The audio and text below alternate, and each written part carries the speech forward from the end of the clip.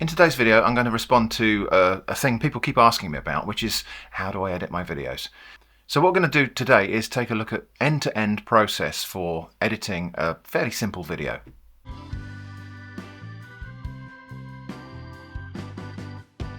So we went off to the beach yesterday and recorded some footage of a walk along a beach I haven't visited before. So today we're going to edit that. The footage is all on my GoPro. So let's get that ready for going into the machine. So the GoPro comes up on the screen here. So all of that is going to go into my input folder in the GoPro subfolder. Just in case, so drag and drop and then wait for it to copy across. Back in a moment. While we're doing that, actually, just to mention, GoPros record a couple of different files, 3 different files for each piece of footage. So when you press record on the GoPro, it starts making 3 files. Well, actually, it might make them after you finish recording. You get an MP4 file, which is the video itself. You get a THM file, which is a thumbnail. And there's an LRV file. So it's the same video, but in a tiny format. I think that's for if you want to try to view it on the GoPro screen. But we only use the MP4 files, the other ones just get discarded along the way. Probably worth mentioning actually, just that there are a lot of different files here. So I don't have my GoPro running all the time when I'm recording. The total runtime for the GoPro battery is maybe about 45 minutes. And this walk took 2 hours. So I conserve battery by just recording pieces of our walk. I do carry spare batteries typically with me, but I record pieces and these become scenes in the video. And while that's just copying in, I'm just going to talk about this other thing then. So I've got this script here. So this is my folder into which all of my raw footage, pictures, audio comes into.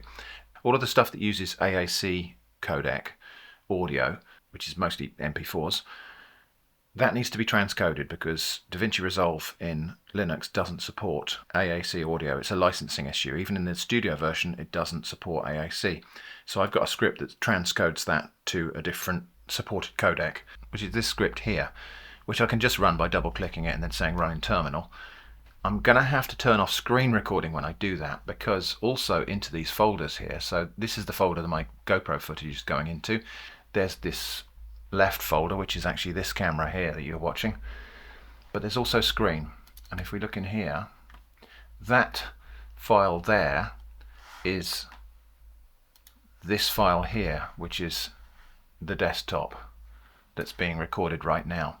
So when I do the transcoding, I'm going to have to turn off screen recording here because I don't want it to interfere with that file in the process of it being recorded. Okay, so that's the footage finished. Now, I've got to turn the screen recording off now, as I say, but what I'm going to do instead is we'll switch to recording the screen with the GoPro, just so you can still see what's going on. So I'm just going to stop recording. Remind me to start it again. Okay, so I'll open that in a new window so you can see what's going on. So that's the stuff that came in off the GoPro. Over there, and this is my script. So just going to run that in the terminal and off that goes, and we can see that it's creating .mov files, so different format, different encoding of audio.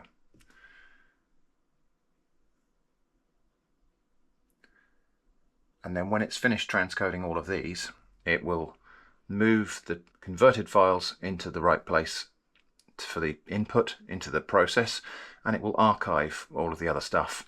So I keep the originals, but we also move the converted files into a different folder. Okay, I'm turning this off now. Alright, my script is finished running, so there's nothing in that input folder anymore. We can see actually if we look in this done folder, that's where everything, the original files, have ended up. If we come right out of there altogether, into that other folder called video now, this is where my actual finished files go, and it's created a month folder 2025-02, and if I go into GoPro in there, that's where I'll find the files that are converted to .mov. So now it's time to fire up DaVinci Resolve and make this into a video.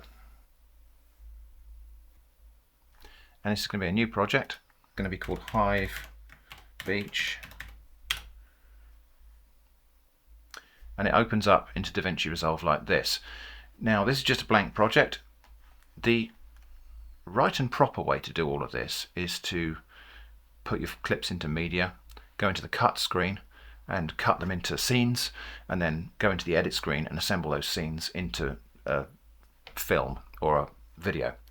I don't do that. As with most bits of software, there are many different ways to do the same task. So I go straight into the edit screen and I drag my footage straight into the edit timeline. So I just go and find those bits of footage, that's all of them there, and straight into the timeline there, like that. It's asking me if I want to change the project frame rate, and that's because my GoPro is set to 50 frames per second. Typically I record at 60 frames per second for anything that's kind of indoors, but my GoPro is set to 50 frames per second because I use that when I'm recording in supermarkets or any other indoor setting away from home. Supermarket lights tend to be mains powered and tend to flicker at 50 Hertz, which is the mains frequency here in the UK. And so my GoPro is set to 50 frames per second so that that flickering is minimized. I could, every time I go out and record something that's not in a supermarket, change the settings on my GoPro. I don't do that because changing settings is something you can forget to do. So I kind of set that to 50 frames per second so I can forget that. The whole of this video is going to be edited and exported in that 50 frames per second native format. So we'll change it to 50 frames per second. Once you've started actually editing a project in DaVinci Resolve, it's a bit fiddly to go and change the frame rate. You can choose the frame rate down here in the project settings before you import any footage, but if you do it after you've imported footage, it starts to do weird things like speeding up and slowing down your video. Anyway, so this is the footage.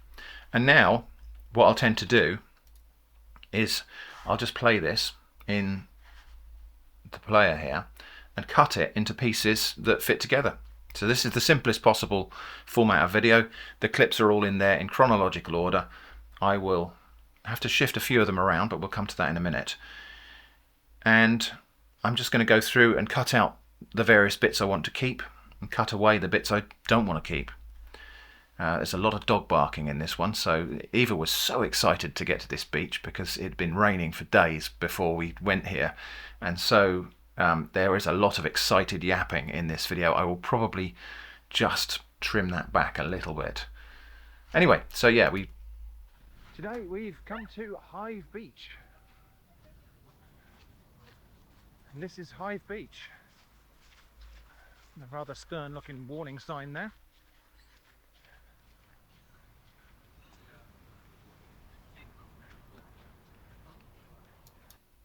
Okay, so that looks like a good place to stop and put my intro card. So I'm going to just cut the video there. Actually, I don't even really need to cut the video there. So I'm going to go up to my power bins here where I've got some saved clips. And that's my intro card thing there. And what I can do here is just right click that, insert selected clips into timeline. I've got a button to do that on my macro pad here as well. Excuse me. Here's something I find useful, licorice pastels for my voice. Anyway, so we're just going to insert that clip to the timeline. And there it is. So that's the intro card there. I'm just going to move that audio down to a different track. So all I did there was I've got a button to move it down, but you can just drag things around on the timeline here like that. I suspect the volume is going to need to go down on that intro. Let's just give it a try. Yeah, too loud.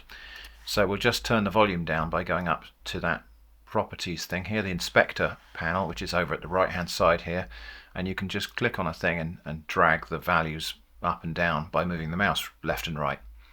So we'll move that down to -20 or so. Better.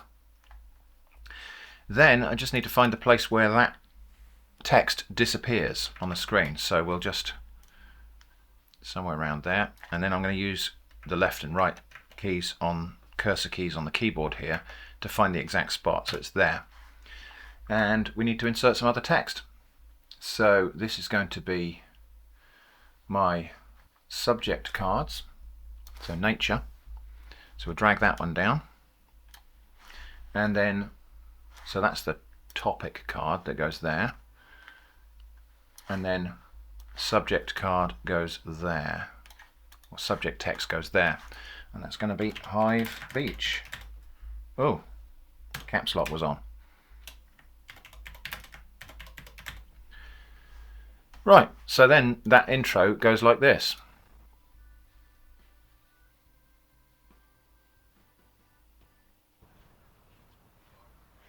Good. So this is at the northwestern end of Chesil Beach. So if we were to look all the way down there, we'll maybe see the Isle of Portland. But there we go, there's the cliffs. I'm not sure we're going to go in front of the cliffs because it's actually high tide at the moment. There's quite a surf. Right, so I'm going to cut there, and I'm just going to get rid of that little bit of video there. So there's several different ways you could do this. You can use the razor blade tool here on screen, and you can cut. I don't tend to do that because I don't like switching tools all the time. So I've got some shortcuts set up on my little macro pad here. The shortcut I'm going to use here is ripple trim right. So I just press that and it gets rid of that bit of footage. So what it's done there is it's cut this track, it's separated off a separate bit of video, and then it's deleted that and shuffled everything along, so it's left no gaps. Got some people I don't know in the footage there, so we'll just... Oh, Eva, Witty, be quiet. The dog was yapping as well. Oh, Eva, Witty, be quiet. So we'll get rid of that little bit there. Now there's a bit of an abrupt transition there. So what I'm going to do is put a cross dissolve on that. Don't always use these. If the footage is cut and there's no abrupt transition or abrupt change of content, so if it's, I don't know, 2 pieces of footage in the kitchen and it's just me chopping an onion and then me chopping a pepper, I won't always put a crossfade in between those pieces of footage. It's only if I feel like the footage changes abruptly and requires a little bit of easing in. So that will look like this. So there we go. So it's just a little bit of easing on the transition. Anyway, I was thinking back here, before we move on, back here in this bit where we describe where the beach is, it might be nice to pop a map up on screen and just show people the context of where we're talking about. So this is at the north. So somewhere here, I think we'll pop up a little bit of a map screen. So normally I would do all of this kind of thing in advance, but I'm just doing this by the seat of my pants here. So let's go to Google Maps. Well, Hive Beach, where were we? We were somewhere, yeah, we were here. So Hive Beach is there.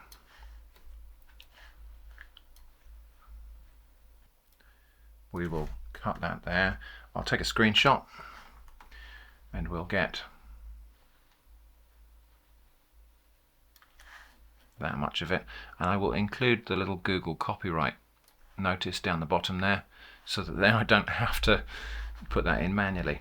So Hive Beach is, well, we'll go back and see. I think it's just about there. So save that somewhere. I'm just going to save that in my downloads folder because that's a throwaway file. So this screenshot, I'm never going to use it again after this video, so there's no point putting that into my storage folders. I will put that into my downloads folder, and when we just throw away old files in there, that will get discarded. Anyway, let's just remind myself of where Hive Beach actually is. It's right, it's in between West Bexington and West Bay. And then you'll find the downloads folder. Drag that image into the thing, and there we go.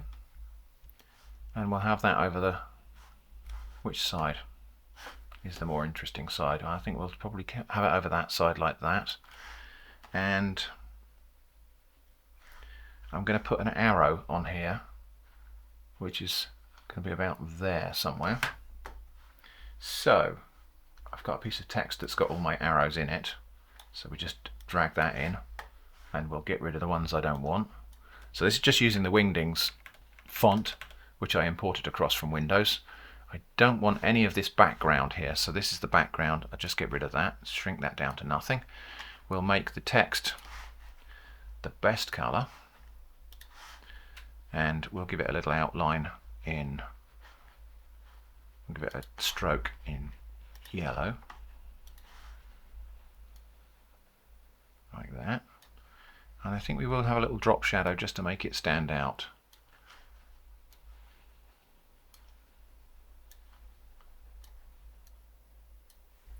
Pouring with rain outside, if you can hear that in the background.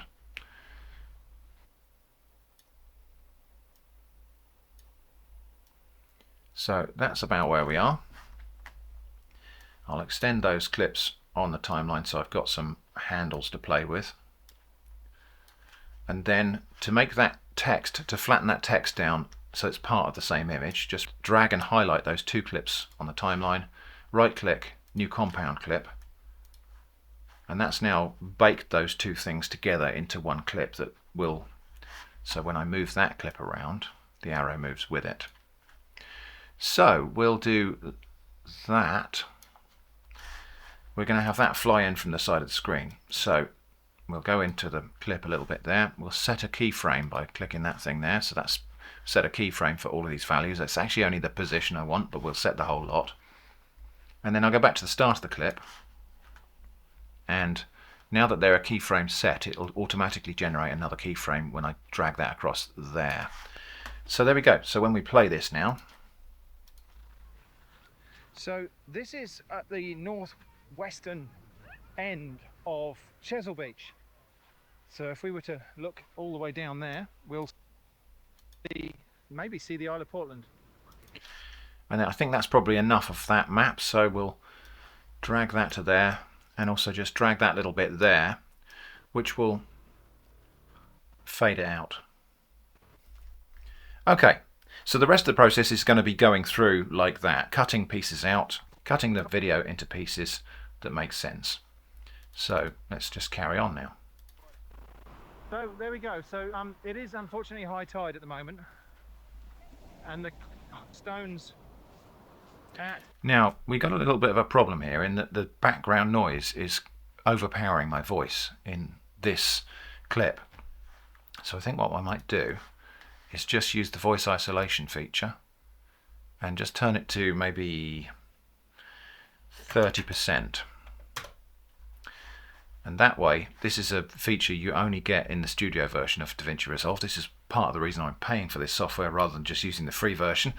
So the voice isolation, really clever bit of software, actually uses a neural processor to identify the voice so that it can drop all of the background stuff. You can do that manually with equalizers and all sorts of clever tricks. This does it with one click. So now if we just go back and, well actually if I put that on 100%, you'll see what the difference is.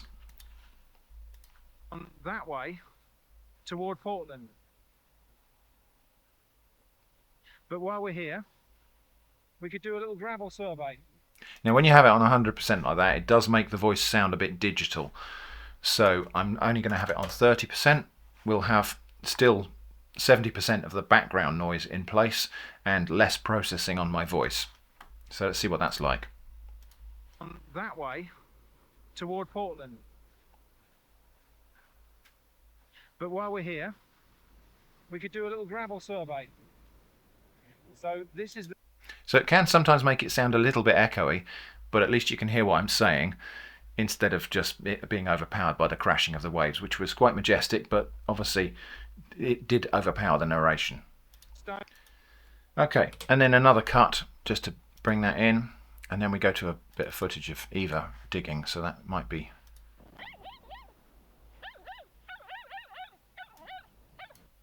Well, all of that was barking, so what I might do with there is just cut that audio so that I can adjust the volume of that separately so it's not too much. We'll put another cross dissolve on this one. It has to be on this side because we haven't cut anything off the start of this clip, so there's nothing to fade that way, if that makes sense. But anyway, that still works. I think I might just drop that audio down at the end there. Or actually, maybe we'll just do an audio dissolve there. So in my favorites, we've got cross fade, which is the same kind of transition as cross dissolve. Cross dissolve is on the video track, cross fade is on the audio track.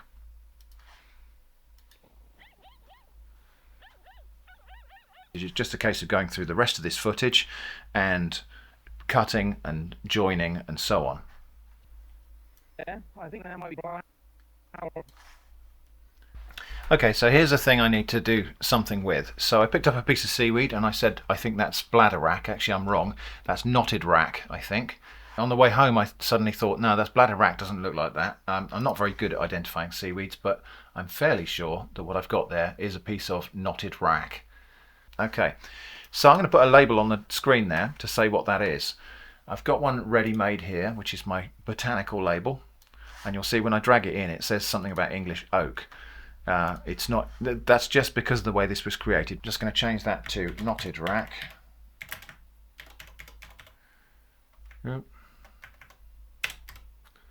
And we'll change the alternative common name to egg wrack.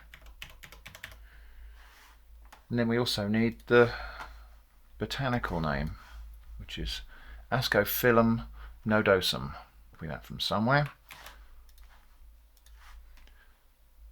Paste it in there. But that title is in the way of the thing we're looking at, so I'm going to move it down to the bottom of the screen there by just adjusting this position Y here, which you can do by dragging around with the mouse. So that's there. Let's just make sure that label's in the right place. Actually, it's two things. There's a piece of seaweed there. I think that might be bladder wrack or something like that. Anyway, those little bladders there are full of air and that keeps the seaweed floating. And this is a holdfast. Dog was barking, so I've stopped talking. I'm going to come back, edit out that bit there. Yeah, we'll probably go back a bit. Floating. Get rid of that bit there.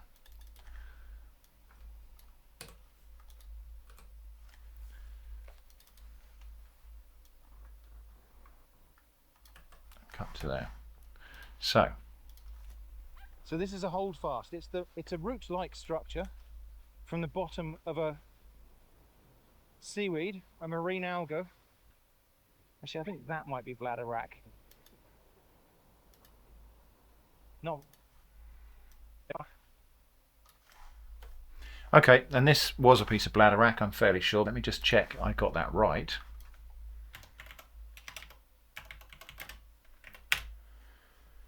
Yes, I'm fairly sure that what I had there was a piece of bladder wrack. So we'll get the thing there. Now, rather than I could drag that title in there, but I'm just going to duplicate this one. So we hold down Alt on the keyboard and drag, and that makes a duplicate of the thing that you clicked and dragged. So this is going to be bladder wrack. Black tang, rockweed, sea grapes, bladder fucus, sea oak, cutweed, dyer's fucus, red fucus, and rock wrack. Well, lots of common names. Which one should we have in there? I think maybe sea oak, and the botanical name goes in there.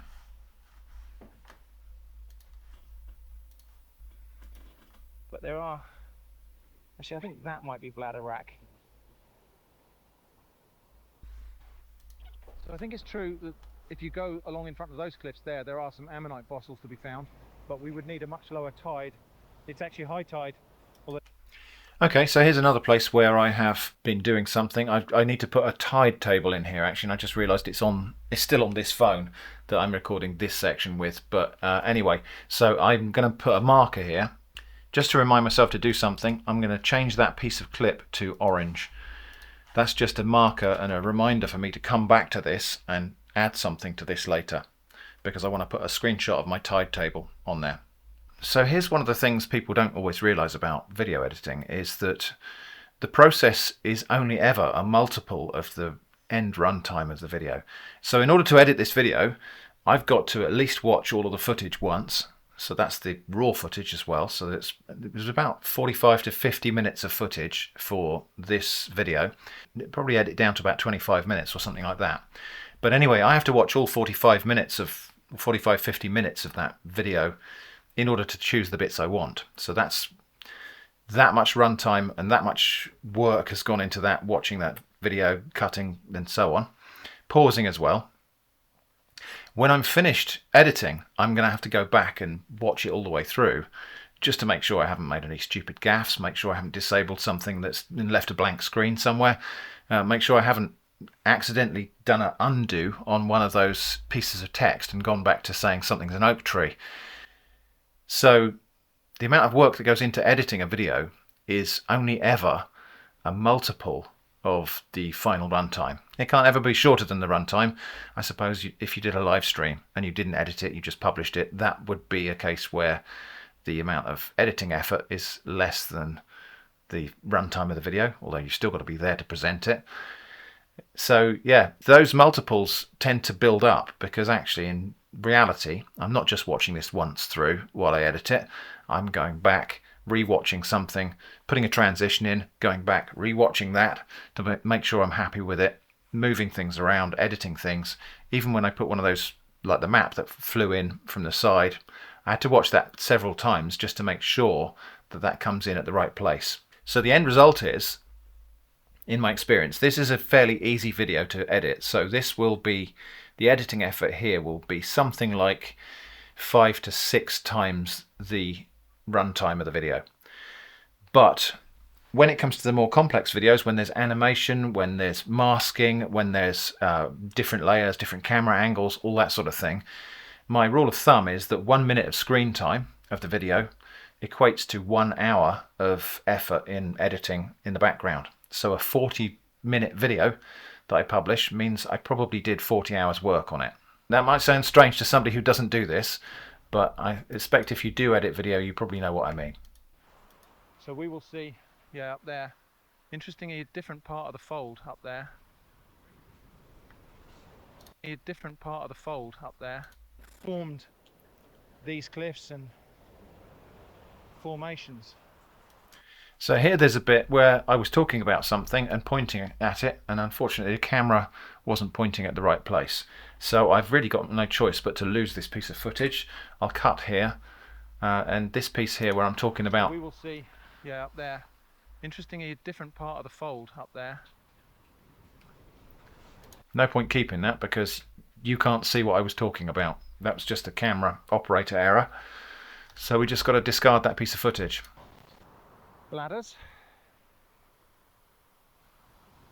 I think I'll leave that out as well because we've already talked about that seaweed.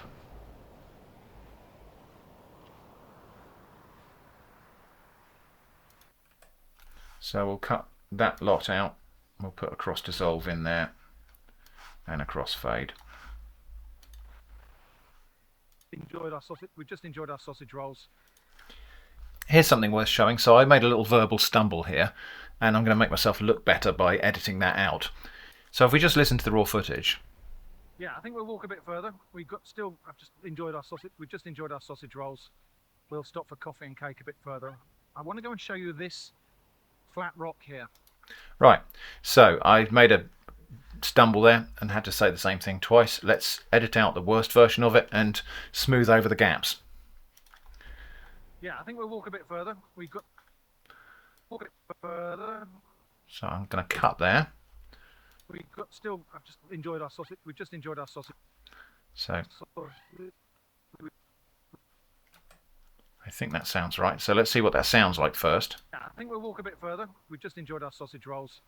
We'll stop for coffee and cake a bit further. Okay. Now, a cut, when you cut video and audio together, is often more conspicuous than if you cut the audio and the video and move the join. So what we're going to do here is what's called an L cut or a J cut. So which is where, so if you do that, that's called a J cut because it's kind of like J shaped there. Or if you did it the other way round, oops, if you did it the other way round, it would be an L cut because it's kind of L shape. So what it means is the video is cut in a different place to the audio track. So let's just have a look, because what we can do here, when I drag this around, this will show me what the two frames look like. So I can pick a point where there's not much camera movement, and that way. Further, we've just enjoyed our sausage rolls. We'll stop for coffee and cake a bit further. Still a little bit of a jump there. I need to keep this end bit. What I would do normally, if there wasn't my hand coming into the frame there, is I would just drag that all the way to the end of the clip and use that. But I'm pointing at something there. Let me just see if that still works. We'll stop for coffee and cake a bit further. I want to go and show you this flat rock here. Actually, no, that works. So what I'm going to do is just drag that all the way to the end of the clip, and then we'll cut here. And cut there. I'm going to have to put voice isolation on this bit as well, I think. Probably only 20%. Crossfade. Cross dissolve. So this flat piece of rock here, we've got lots of very conspicuous. So we are now quite close to the end of the video. So I've edited everything together. I've put some text and stuff on there. I don't know that I've really talked enough about how to manipulate stuff in DaVinci Resolve. So we'll have a look at separate bits of that in a minute. But we've now got to the end of the video. This segment here is my kind of thanks for watching and hope to see you again soon segment as we're walking down the hill into Hive Beach. But then once we'd walked down there, we did actually have a little wander along the cliffs and do some other stuff. So I've got 3 more clips here that I'll need to move out of chronological order just so that I can present them before I say goodbye on the video. So those 3 clips there, I'm just going to cut them. I could use my macro pad here, Control X or cut there, and then I'm going to insert them here and paste insert. I can't remember the keystroke for it, but I've got it here on my macro pad as well, so I'm just going to insert those in there. So those 3 clips are now earlier in the video. They're out of chronological sequence. That is non-linear editing for you. So let's just see what these bits were about and whether they're worth keeping. And you can see the undercut there. Can you see the way that those cliffs have been undercut? Right, so there I'm talking about the cliffs being undercut. And I did, while we were there, take a still photo of that as well, because the GoPro camera is only 1080p, but I took a high resolution photograph that I want to splice in here. So let's go to my main camera, it was, and it's this photo here. So I'm just going to drag that into the timeline, drop it on top. So you can see we've got a still photo of the same cliffs. Now the difference is, and let me just show you here, I will just cut this. Well, the difference is here, if I zoom in on this, the quality is pretty poor. Because this is a higher resolution photo, if I zoom in on this, well, it's better. It's not perfect, but you can see that's better. So let me just undo those last 2 actions. There we are, back to there. So what I'm going to do here is I'm going to overlay that photo so that it zooms out from that, or zooms in from that, if that makes sense. And to get that aligned, I'm going to turn the opacity down on the photo so that I can zoom it and move it around until it matches up with the footage. This stone in the foreground is not a close match, so what I'm going to do here is crop that image as well. I'll crop it something like that.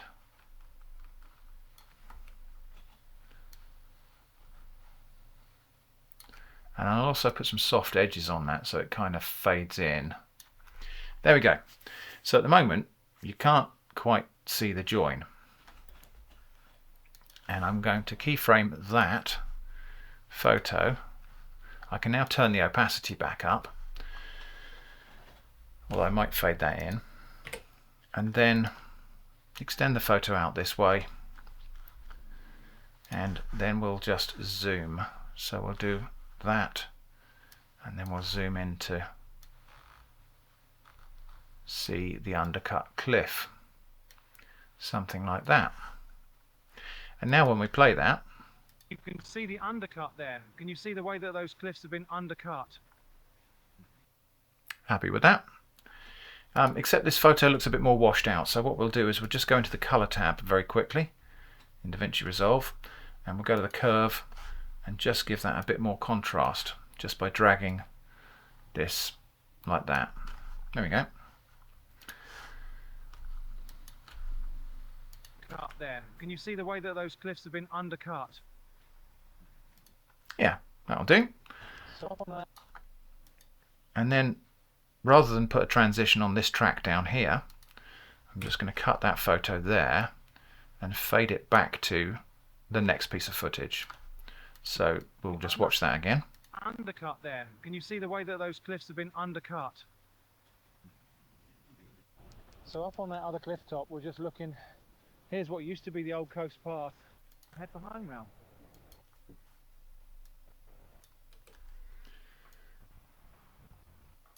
Okay, and then this goes back to my original outro clip, which is when we were walking back down there. So out of chronological sequence, but this is the bit where I chose to say goodbye. So we'll just cross back, we'll just fade back into that. So that was our little trip to Hive Beach. I hope that's been interesting. Thanks for watching, and I hope to see you again soon. Thanks for watching, and I hope to see you again soon. So I had 2 takes at that, and I'm happier with the second audio take. But what I'll actually do is cut there. So that was our little trip to Hive Beach. I hope that's been interesting. Cut there, take that piece out, and then I'll just extend the footage over the top of the audio so that the footage is seamless even though I've cut the audio. Hive Beach. I hope that's been interesting. Thanks for watching, and I hope to see you again soon. Okay, and then what I tend to do for these is we'll cut there. I'll get rid of that bit of audio. This becomes a freeze frame, so we'll change the clip speed and we'll make it a freeze frame. We'll extend that out to 20 seconds because that's the length of the end cards on YouTube. So we'll go for 20 seconds exactly. I'll go into my graphics folder and I'll get my end card graphic and drag that in there like that. And I like to do a blur dissolve underneath this, so we've got blur dissolve, and I'll put that on the end of the clip there and drag it right back to the beginning. I'll change the vertical, actually I'll show you what happens if I don't change the vertical strength on that. It does a kind of sideways dissolve, but I just want a blur. Where this is blurring into nothing, so this is a blur dissolve into an empty clip, this will actually blur and fade to black at the same time, so it will blur and fade out, which is very convenient. That's exactly what I want at the end of my videos, because that means then I can put my little title here for my outro music and the end cards will be more visible against the blurred background. So that's that. So the only thing left to do now is find a piece of music to go over the end cards. So off to YouTube Studio. And I like to try to find something that matches the theme of my video. So this is a new beach we've been to. So is there a title? Is there a track called New Shore? No. Let's search in the title. So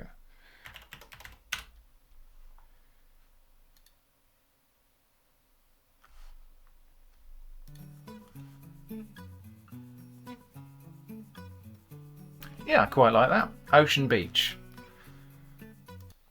Ocean Beach, that'll do. So we'll download that. I'm just going to paste it in there. Drag that back into that bin. And that piece of audio is now there to use every time I want to use it in a video. So just drag that down to here. We'll start off somewhere there, and I'm going to pick the moment where this music turns from intro into actual music. So let's have a listen. Trip to Hive Beach. I hope that's been interesting. Thanks for watching, and I hope to see you again soon. Yeah, that's good. So then we'll cut it off here because it can't be longer than the video. We'll give it a little fade out at the end. We'll drop the volume a bit because it is a bit too loud anyway. And then we'll do a fade down. So I'm going to go here, create a keyframe on the volume right there. I'll go here just before I finish speaking, and it will automatically now create a keyframe when I drop that down, and we'll go to -33. Let's have a listen to that. So the idea is hopefully we'll have some music playing fairly quietly in the background, and then it'll ramp up when I stop talking. There's rain just around. So that was our little trip to Hive Beach. I hope that's been interesting. Thanks for watching, and I hope to see you again soon. too quiet before the ramp, so we'll just go up a little bit because I do want to actually hear it. And maybe we'll go back to the start here and fade it down a bit more so it comes in gradually. Let's try that. To Hive Beach. I hope that's been interesting. Thanks for watching, and I hope to see you again soon. Okay, that'll probably do. Now it just needs a title there just to say what that music is. It will be credited and picked up by the YouTube algorithm itself, but I like to put the music in there so that if people just don't need to ask me the question about what's the outro music, because some people don't look at the description. Anyway, so this one is called Ocean Beach and it is by Dan Lebowitz.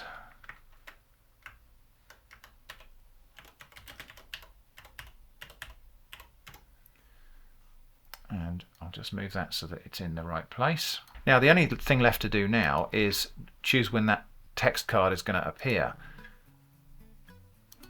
So I'll make it appear when the music changes. So that will go something like this.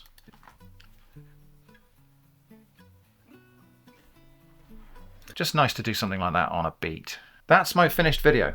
So I've got choices here. I can either render that now and then start uploading it, and I can watch it for errors while it's uploading, so I can save myself a bit of time there. Or I could watch it through now before I render it and pick up any errors. Let's just have a look. So it's 36 minutes long. I think what I'm going to do is render that, because it's going to be a big render because it's got gravel in it. It's going to be a big upload. So I'm going to render it, get it uploading, and then I'll start watching it. So I'm taking a chance here that I haven't made any stupid mistakes in this video. And if I have, obviously I'll have to cancel that upload and fix the mistakes and render it again. But to save myself some time, I'm going to just try to do something while I'm waiting for something else to happen. So now we go to the Deliver tab in DaVinci Resolve, and normally I would just pick the preset here for YouTube, except that it wants to do FLAC, MP4 with FLAC in it, but I'm not going to do that because this video's got a lot of gravel in it. That tends to need higher bit rate, or else it'll come out looking awful. So I will do a custom export. This is going to be called Hive Beach. It's going to be saved into my output folder. It's going to be, I actually want it to be QuickTime. QuickTime, and the audio is going to be linear PCM.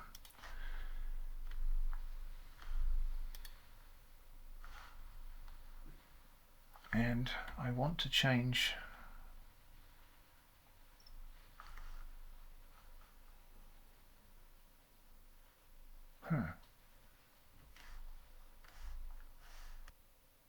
well, I changed the bit rate on there, but I don't see.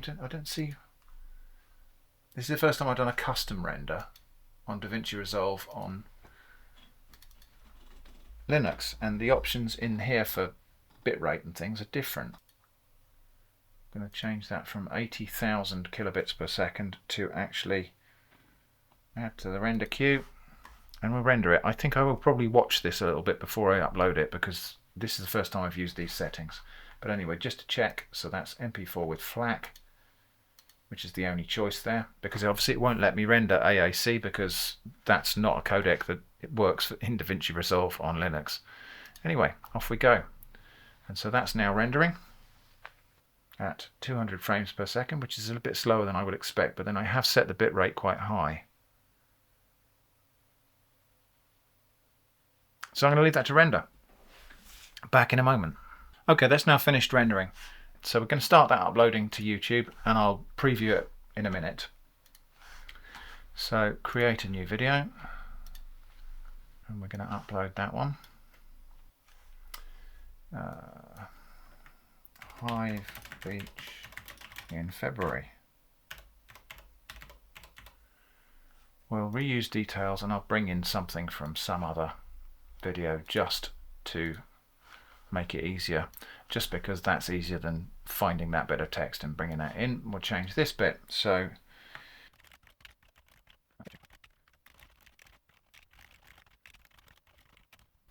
Okay, I'll leave the thumbnail for now because I'm just going to show you how I create thumbnails. We want to make money out of this because that's what pays the bills, but I don't put mid-rolls in because I don't like them. Your mileage may vary. If you're doing this for yourself, then you make your own decisions about what types of ads and placement you want. I have to rate this video and I have to say whether it contains things like inappropriate language, adult content, violence, drugs, firearms, etc. My videos almost never have any of that in them, so I can usually click straight through that, submit rating, next. I don't want to add subtitles at the moment, don't want to add an end screen at the moment because we can't really do that until we uploaded it. So next. It's going to be unlisted at first because I don't want to publish it straight away. Save. And that's it, close. So then when we go to content, it is uploading. That's going to take probably a couple of hours because I'm on a rural broadband here and the fastest I can get is not very fast, so that will take a while to upload. What's the size of the thing? Crikey, 21 gig of video. It has to be like that because it has all that gravel in it, so I've deliberately rendered a rather clunky big file because hopefully YouTube will still recompress it for their own purposes, but hopefully it won't completely mangle it when they do that. That's going to take a little while to upload. It's still only on 1%. So while that's happening, let's do the thumbnail. Now in the past, what I would do is open up this graphics editing program called ULEAD Photo Impact, which is opening now, and I would use this. So I'd find my photo from the beach there and I would crop that down, put some text on it using this graphics editing program. But I suddenly realized the other day that even though I still like this ULEAD Photo Impact thing that's nearly, I think, 16 years old or something now, this bit of software, first had that in Windows XP, I don't need to do that. I can create my thumbnails in DaVinci Resolve and it's a bit easier. I'm just going to do it here and I'll show you why in a minute. So if I just go and get that photo again, that's the photo I want to use as the video thumbnail, and I'm just going to frame that something like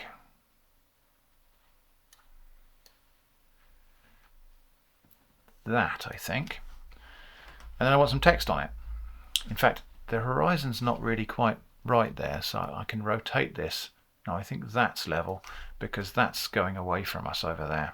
If I cancel that rotation, yeah, gonna have people thinking the horizon's not level, and we don't want to attract the flat earthers, do we? So now I'm going to put some text on top of this just to say Hive Beach or something like that, and I will use for that the text plus object.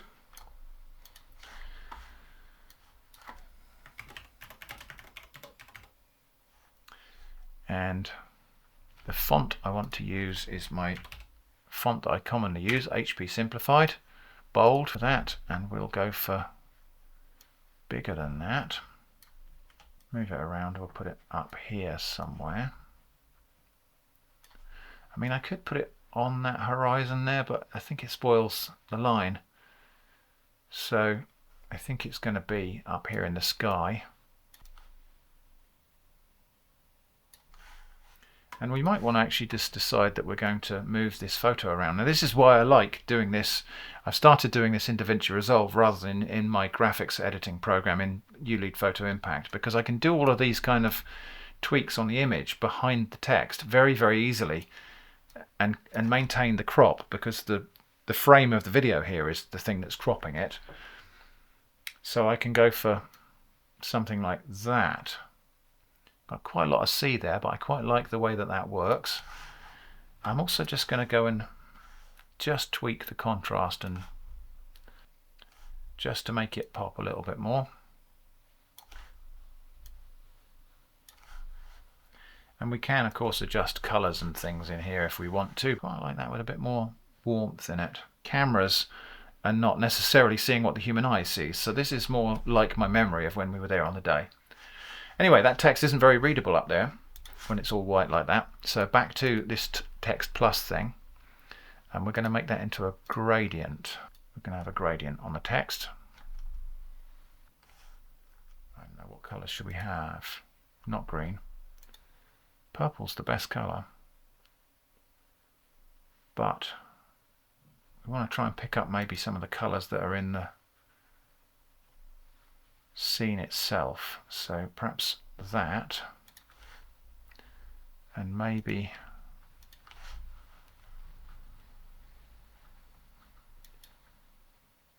no.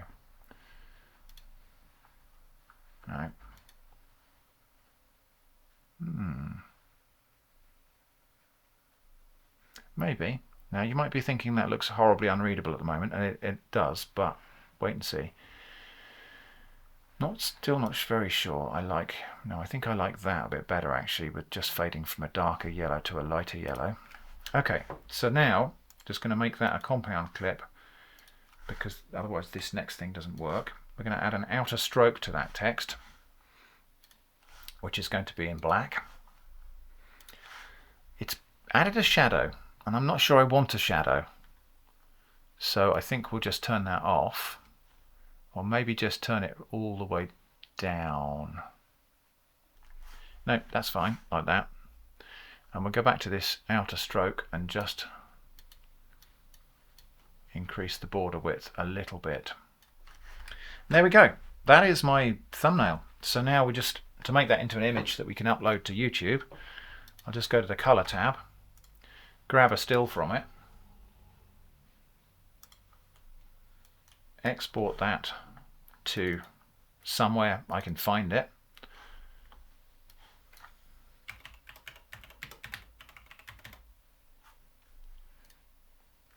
done.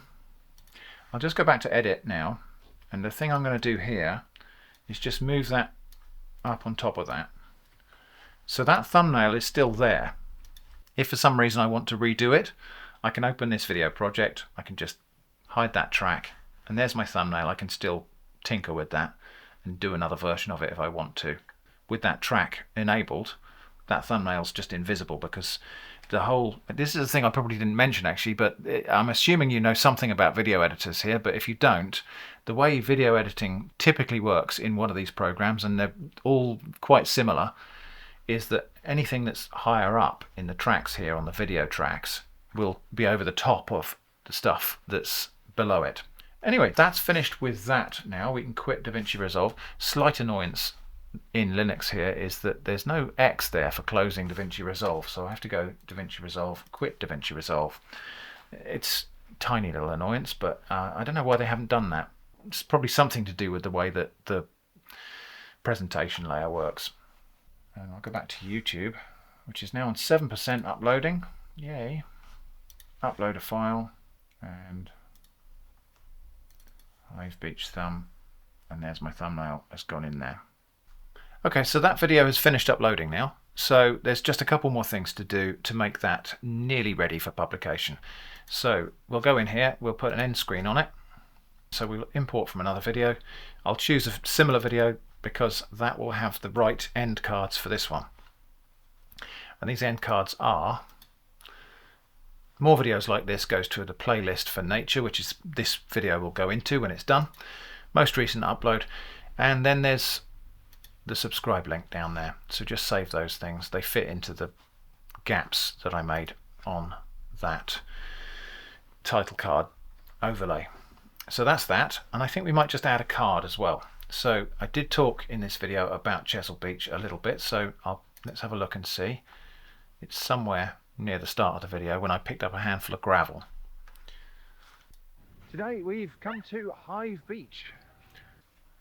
Rather western end of Chesil Beach. Right, so I mentioned Chesil Beach there, so let's put the card there, and I'll just search for one of my Chesil Beach videos. There it is, and we'll link to that. Okay, and so now when we go and look at that video on YouTube, we'll see that there's this little information thing, and I think when it gets to that timestamp in the video where I put that, this thing will expand out with a little bit of blurb, and then when people click on that, it takes them down to this card here. So it's a related video thing. I don't use these any more than just to link related videos that I think people might be interested in. I'm not sure how many people really use these cards. I've a feeling it's not as popular as all that. I don't think many people actually even read the descriptions of videos or go down into the descriptions of videos. But anyway, I like to do that because it's their information if people want it. So that's it for that one. This is just a linear edit where I just take some footage that was all more or less in chronological order and just cut it and join it to make it into a video. Some of my videos are a bit more complicated than that, so I think what we'll do now is we'll look at how I do multi-camera editing and how I do redaction. If there's something that needs to be hidden from view, I'll show you how I do that. So in my video folders, I've got a multi-camera project. So I've got a left view, I've got a right camera, and I've got the main camera. So I've got 3 camera views of the same shot, and I'm going to drag those into separate tracks on the timeline. So I've created this project just so we can do this little demo. There's another one of them, that's the right hand view, a little bit, and there's the left hand view. Now these are not in sync at the moment because I started my cameras all at different times. So to synchronize these, there's several ways you can do it. Our old school way is, you'll see, actually if I just disable those 2 video tracks there, you'll see that, just clap my hands a few times, this creates a really visible thing in the audio track there that you can use for lining things up. So what we could do here is just drag those tracks around, line those things up, zoom in, do that alignment a little bit better than that if we want to, and then those tracks are synchronized. Except we don't need to do that because highlight all the clips, clip, auto align clips based on waveform, and we'll use that track there, the track 1, as the kind of primary track. Sync, and there we go, it's done it for us. And it's probably done a better job than I could have done. Now they aren't perfectly aligned because the frame rates and the frames aren't synchronized. So because I'm not using professional equipment, there is no synchronization of frame rate and synchronization of time codes in my cameras. If you spend out on big movie cameras, you can synchronize those things so that the cuts will be exactly the same. So there is maybe half a frame of difference between these clips, but it won't matter. So now we've got a multi-camera project. I'm just going to cut those there, and there is a way of handling this in DaVinci Resolve. There is a way of selecting these clips and telling it that this is a multi-camera clip somewhere. Don't know. Anyway, and if you do that in Resolve, there is then, as you're running through it, you have the opportunity to just switch between cameras. You get a special viewer where you can say, okay, go to camera 1, go to camera 2, whatever. I've tried doing that and I found it just less convenient than doing it the old way that I used to do it, which is this. I leave those tracks separate and I just cut away the bits I don't want. So actually I don't want all of this audio anyway. I only want the audio from the primary track. We'll just boost that up a little bit, and then I'll just disable the top 2 tracks there for the moment while I play the project. This is a concrete core. When we had the boiler fitted. So this is just a demo video I've done so that I can show you something that I might want to show from 3 different camera angles, or at least 2 different camera angles. So here's me wittering on about this concrete core. Through the middle. And we'll get to a bit in the footage where see all the way through there. That's from the pilot drill. But what I really like about this is the text. So now I'm talking about a thing that's on the side of this object. So I want to cut to a different camera. So I'm just going to go there. But I don't want all of this footage to the left of this to be visible. So I'm just going to trim that away. And actually I'll trim away the track above it as well, because I know I don't want that. So what we've got now is... That's from the pilot drill. But what I really like about this is the texture that we get on the sides of the things, because you can see. And now I can see I'm going to talk about the other side of it. So again, I'll cut that track to there, and I'll enable that one so that we can see where we're at. Cut right the way through a block and the mortar joining the blocks. So you can see the mortar line. So now I'm talking from the top camera again. So again, I'll just cut there. In fact, I'll cut all the tracks and line there. So there's a block here and a line of mortar. So all of those bits there don't need the top two. Now the reason I do this way is because I've been doing multicam editing since before I had a video editing program that really could handle proper multicam shots. And so I'm still doing it the way I used to do it before I had that. But also, this is a technique that will work in any video editing platform that has multiple tracks. Even if it doesn't have a specific multicam feature, you can still do multi-camera editing like this. So anyway, that's why I do it. It's a thing I learned. It's a thing I still do. I tried to learn it the other way and I just didn't find it as convenient as this. So that's my little multicam clip. And so let's just see what that looks like. Through there. That's from the pilot drill. But what I really like about this is the texture that we get on the sides of the things, because you can see where it's cut right the way through a block and the mortar joining the blocks. So you can see the mortar line there. So there was a block here and a line of mortar. And you can see that it's quite cleanly cut all the way through that and through the cement render on the outside of the wall too. So that's how I do multi-camera editing. Not the right way, but it works really well. The other thing I want to look at is redacting. So imagine I've got something on the screen that is sensitive. I'm going to do this on just a single camera, so that's rid of those other two tracks.